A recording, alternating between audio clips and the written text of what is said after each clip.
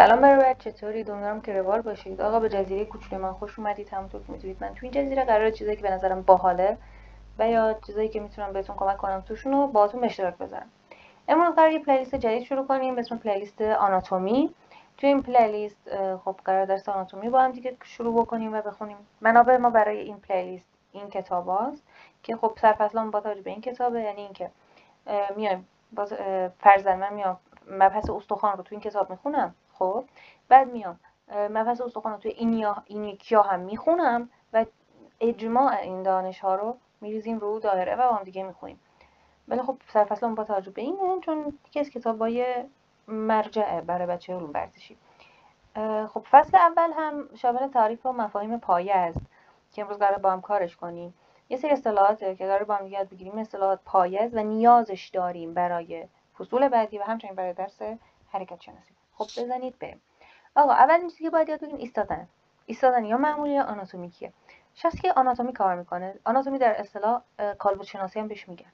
کالبد شناسی چیه؟ یعنی اینکه بیام بفهمم که اعضای بدن با توجه به همدیگه کجای بدن قرار داره. خب این میشه همون آناتومی یا تشریح یا کالبد شناسی. و خب وقتی یک شخصی میخواد که شخص رو از نظر آناتومیکی بررسی کنه، باید اون رو به صورت آناتومیکی نگه داره، یعنی ایستادن آناتومیکی که خب سر مستقیمه، چشا رو به جلو، بدن کامل صافه، پاها صافه، رو به جلو قرار داره، کف دستا هم رو به جلو هستش. اولین چیزی که باید یاد بگیرین سطوح حرکتیه تو اصطلاحات. خب ببینید ما سه تا سطح مهم داریم: ساجیتال، فرونتال و هوریزونتال. سطح ساجیتال سطحیه که بدن رو به دو نیمه راست و چپ تقسیم میکنه، خط همینجوری سطح صورتی یا قرمز رنگ. بعد فرونتال سطحیه که بدن رو به دو نیمه جلو و عقب یا قدامی و خلفی تقسیم میکنه، همون آبی است. و هوریزونتال سطحیه که در ناحیه ناف یا مرکز ثقل بدن، ناف و مرکزی چیزی تو اون یه ناحیه بین اون نزدیکی‌ها، بدن رو به دو نیمه بالا و پایین یا فوقانی و تحتانی تقسیم میکنه. این سبز است. بعد ما محور رو داریم. محورها یا اصلی یا فرعی. محور فرعی تعدادشون خیلی زیاده و اسمی هم ندارن. خب ولی به سه تا محور اصلی که داریم و برام مهمه، فرونتال، ساجیتال و ورتیکال. محور فرونتال محوریه که بر سطح ساجیتال عموده و محور ساجیتال محوری که بر سطح فرونتال عموده و خب و محور ورتیکال محوریه که بر سطح هوریزونتال عموده. بعد میریم سراغ اصطلاحاتی که ما برای آناتومی نیاز داریم که فوقانی تحتانی، فوقانی بالا، تحتانی پایین. یعنی باید جفت اینا رو بلد باشید. خارجی داخلی، خب یعنی نسبت به یک عضوی از بدن خارج تر قرار داره. مثلا رگ‌های من نسبت به پوست داخلی ترن، شش‌های من نسبت به قلب من خارجی ترن. قدامی و خلفی یعنی جلو و عقب، درونی و بیرونی. احتمالاً بپرسه خب فرق درونی و بیرونی با خارجی و داخلی چیه؟ خارجی و داخلی گفتم، خب ولی درونی و بیرونی اینجوری در نظر گرفته میشه که اندامی که درونی تره و اندام درونی تر اندامیه که نزدیکتر به محور اصلی بدن. فرض کنید یک خطی از دست کل بدن رد شده، بهش میگن محور اصلی بدن. این محور اصلی بدن هر چقدر یک عضوی ازش دورتر باشه بیرونی تره و هر چقدر بهش نزدیکتر باشه درونی تره. سطحی و مهم که خب مشخصه، باز میتونیم با همون مثال رگ و پوست در نظرش بگیریم. و دورسال و پارمال. دورسال به پشت دست و پشت پا اشاره داره و پالمار به کف دست و کف پا. به اصطلاح دورسال بهش میگن پشت دستی، پشت پایی و پالمار بهش میگن کف دستی، کف پایی. خب بعد حرکاتی که اندام‌ها و اندام‌های بدن میتونن انجام بدن و برای ما مهمن. جفت باید بلد باشید. اندام‌ها اینان، حرکات اینان و جفت باید اینا رو بلد. فلکشن و اکستنشن. فلکشن یعنی کاهش زاویه. مثلا من دستم مستقیم گرفتم، جمعش میکنم میشه فلکشن و بازش میکنم میشه اکستنشن. اداکشن و ابداکشن. اداکشن رو دقت کنید. ادینگ، اضافه کردن، اد کردن. خب وقتی یک عضوی از بدن نزدیک میشه به محور اصلی بدن، به اون خط میانی بدن، خب میگیم اداکشن رخ داده براش. مثلا من دستم رو مستقیم گرفتم بعد میارمش پایین میچسبونم به بدن، میگه اداکشن دست اتفاق افتاده. ابداکشن یعنی دور شدن. خب همون دستم برمیگردونم دور میکنم از بدن یا از محور میانی بدن، میشه ابداکشن. چرخش و دوران. یکی از مشکلی که بچه‌ها دارن توی چرخش و دوران که فرقشون چیه؟ چرخش اینه که اندام من حول یک محوری شروع میکنه به چرخیدن، مثلا سرم رو به چپ و راست میچرخونم. ولی دوران مجموعی از حرکات فلکشن، اکستنشن، ابداکشن و اداکشن که پشت سر هم انجام میشه. مثلا من دستم رو به صورت مخروطی میچرخونم، حرکت میدم، این میشه دوران. بعدش پرونیشن و سوپنیشن. خب پرونیشن بیاین یک بعضی از اندام ها، یک چیز که باید ببینید، بعضی از اندام ها اصطلاح تخصصی خودشون رو دارن. مثلا دست آدم.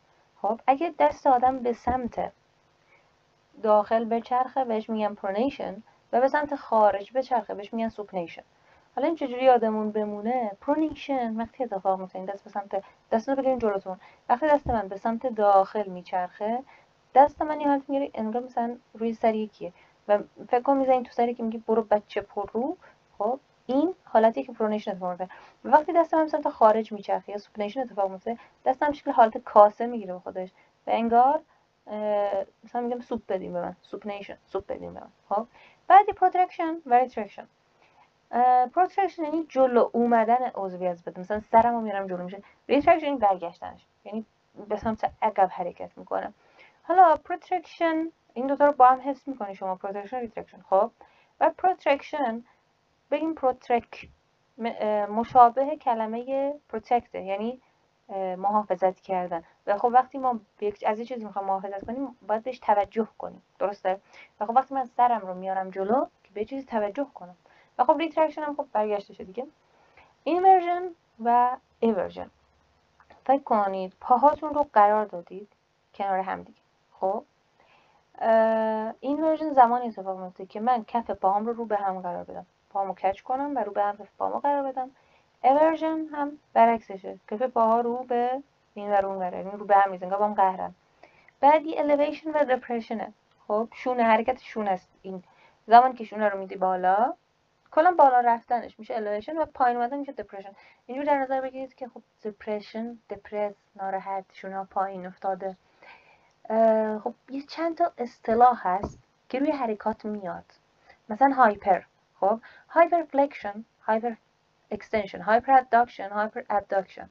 این چه جوریه؟ هایپر فلکشن به این صورته که من فلکشنم انجام میدم، خب و تا انتهای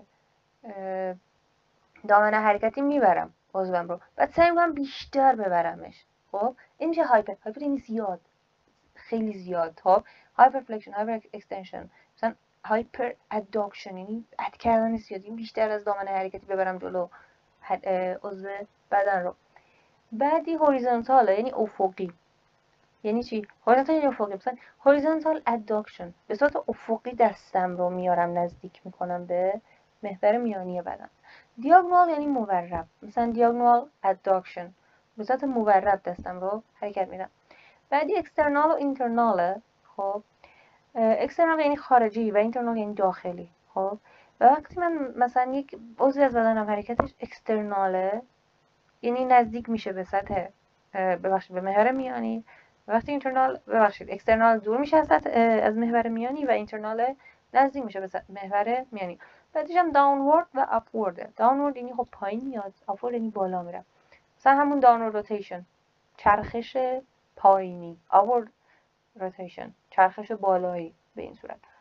بعد میریم سراغ توی این کتابایی که بررسی می‌کردم، توی دوتاشون دوتا مطلب اومده بود که این مطالب توی اون یکی ها بهش اشاره‌ای نشده بود و خب من صرفاً آوردمش که خب به هر حال کامل باشه تدریسمون.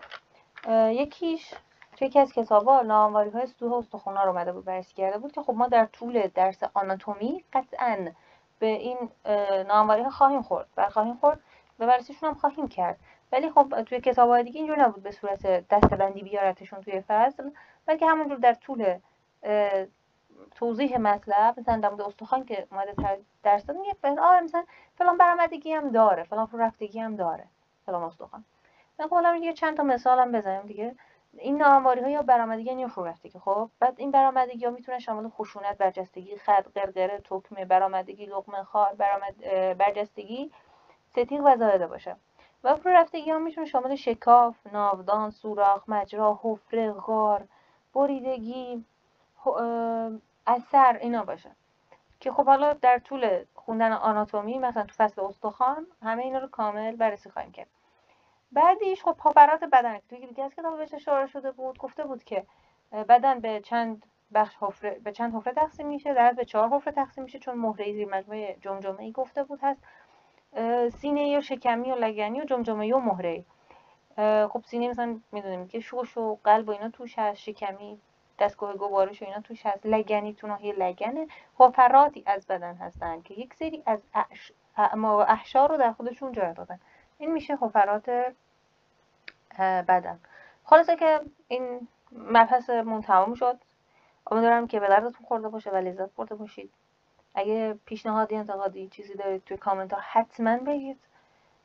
بعد اینکه سابسکرایب کنید، لایک کنید ویدیو رو و همین دیگه. و امیدوارم به دردتون خورده باشه. خدایا رو نگهدارتون تا درودی دیگر. بدرود.